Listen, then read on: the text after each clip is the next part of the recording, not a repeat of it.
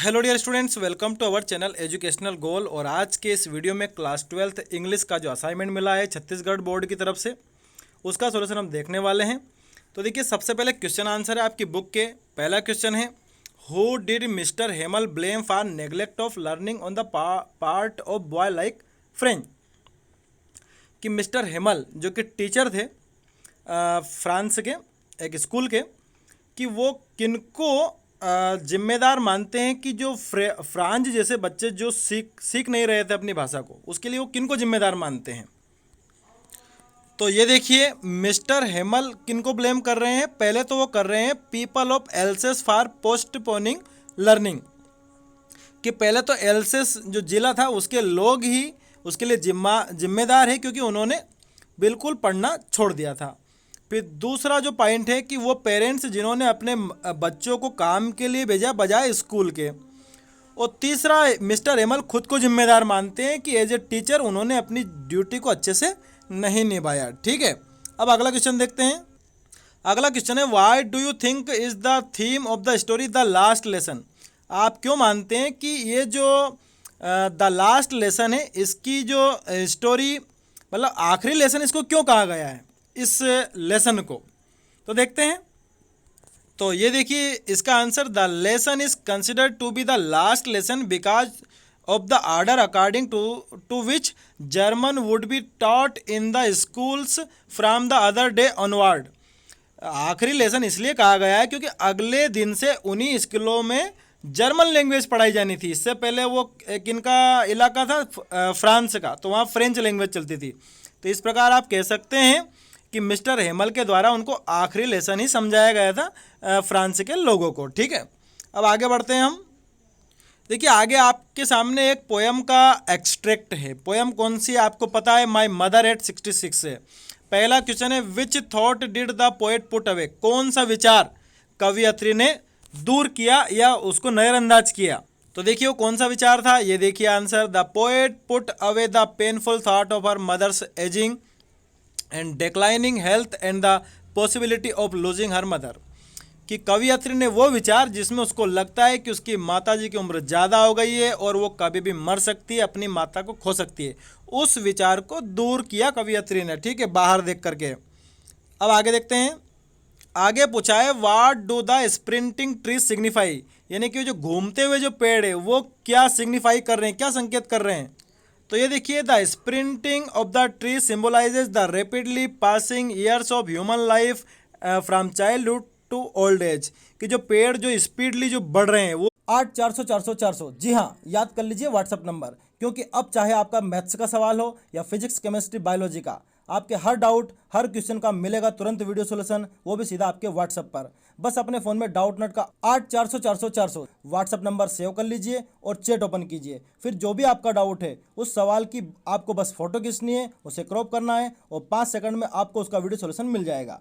Class 6 से 12, IIT JEE, NEET, CBSE boards और सभी स्टेट बोर्ड्स के बच्चों के लिए। तो देर किस बात की, अभी जाइए 8 400 400 400 पर अपना सवाल व्हाट्सअप कीजिए और अपने सभी डाउट्स को आउट कीजिए। लिंक डिस्क्रिप्शन में। वो बता रहे समय को कि किस प्रकार एक बच्चा बहुत जल्दी बचपन से बड़ा हो जाता है और वो बिल्कुल मरने की कगार पर आ जाता है। तो पेड़ जो गुजर रहे हैं वो एक हिसाब से समय गुजर रहा है। ठीक है, आगे देखते हैं।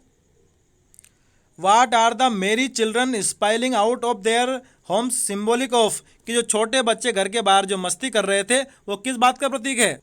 तो ये देखिए आंसर 2.3, कि जो छोटे बच्चे हैं वो एनर्जी का प्रतीक है, वो उत्साह का प्रतीक है, खुशियों का प्रतीक है। ठीक है, छोटे बच्चे हमेशा खुश रहते हैं। अब कौन सी लेसन है ये, तो माई मदर एट 66 है, ये पूछा है अगले प्रश्न में। अब फिर आपके सामने एक बड़ा सा पैसेज है जिसमें ये बताया गया है कि एक महिला बीच सड़क पर चल रही है और उससे अगर कोई कहता है कि तुम बीच में क्यों चल रही हो, साइड में चलो, तो महिला कहती है कि मेरी आज़ादी है, हम आज़ाद हो चुके हैं, मैं कहीं पर भी चल सकती हूँ। तो अगर इसी महिला की भांति और लोग भी अपने हिसाब से आज़ादी से सड़क पर चलने लगेंगे तो अराजकता उत्पन्न हो जाएगी।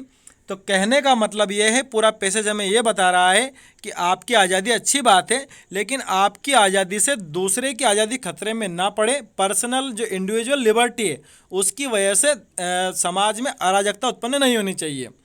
तो ये पूरा पैसेज इसी के ऊपर है कि किस प्रकार अपनी आज़ादी को हमें अच्छे से सकारात्मक रूप से उपयोग करना है, किसी को प्रॉब्लम भी ना हो और हम हमारी मर्जी जो है वो कर भी सकें और उससे समाज में किसी को तकलीफ ना पहुंचे। आपको क्या पहनना है ये आपके ऊपर डिपेंड करता है, ठीक है।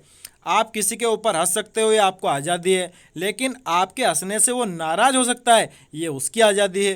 तो पूरा पैसेज इसी के ऊपर है, ठीक है। सीधे हम क्वेश्चन आंसर पर आते हैं। तो देखिए पहला जो प्रश्न है, where was the stout lady walking, वो जो महिला है, वो घमंडी जो महिला, वो कहाँ चल रही थी? बीच सड़क पर चल रही थी, है ना।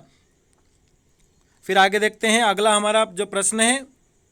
अगला प्रश्न है कि what is the rule of the road according to the author, कि लेखक के अनुसार रोड का नियम क्या है। तो देखिए, not to walk in the middle of the road, to be considerate towards other, not to overtake others, not to drive rashly.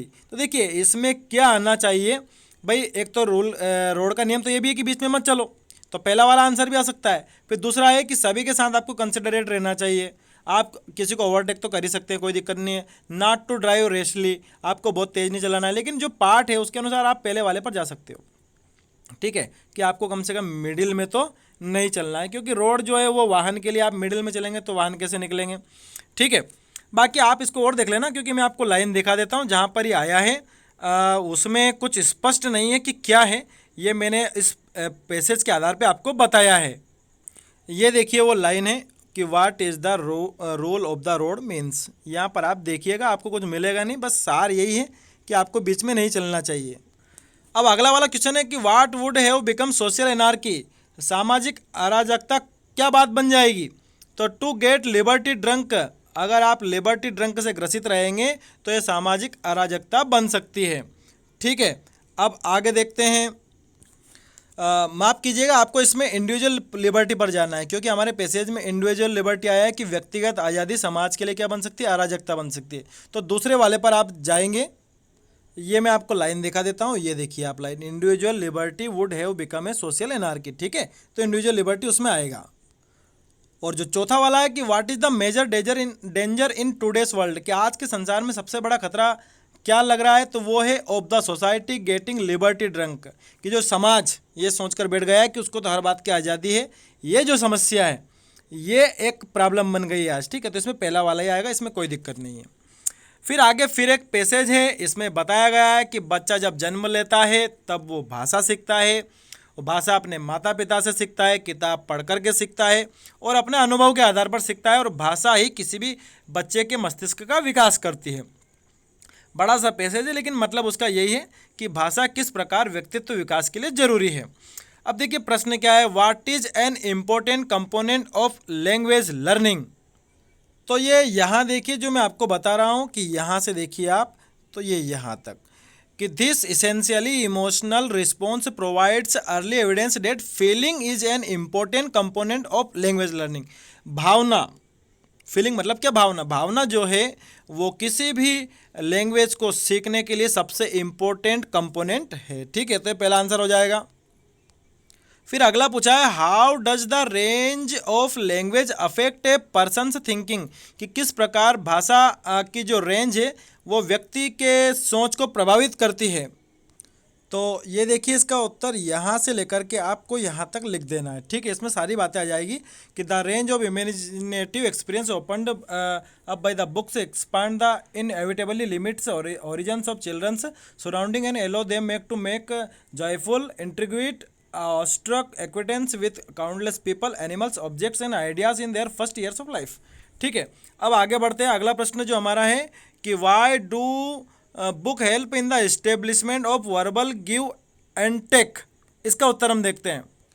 तो ये देखिए इसका उत्तर, books can play a major role in the establishment of this verbal give and take because they are rooted in language, ठीक है। आप केवल इतना भी लिख सकते हो, they are rooted in language, ठीक है। और आगे बढ़ाना चाहो तो और भी बढ़ा सकते हो, ठीक है। अगला क्वेश्चन देखते हैं। अगला क्वेश्चन है what are the most important means of ensuring a child adequate language development, कि कौन कौन से सबसे इंपॉर्टेंट माध्यम है किसी भी बच्चे को भाषा से परिचय कराने का। तो ये देखिए किताब ही है, तो आप यहीं से लिखेंगे यूजिंग बुक्स, से लेकर के यहाँ तक, ठीक है। किताबें ही हैं जो भाषा से सबसे ज़्यादा परिचय करवाएगी एक बच्चे का, ठीक है। तो ये आपका सॉल्यूशन हो जाता है। वीडियो कैसा लगा लाइक करके जरूर बताएं, कमेंट करके बताएं। Thanks for watching this video.